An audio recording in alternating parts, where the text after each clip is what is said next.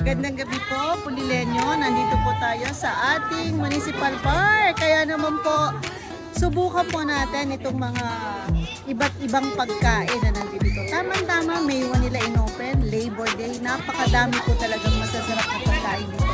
Tulungan po natin at tangkilikin natin ang ating mga kababayan na nagne-negosyo ngayong araw na ito. Kita kits po!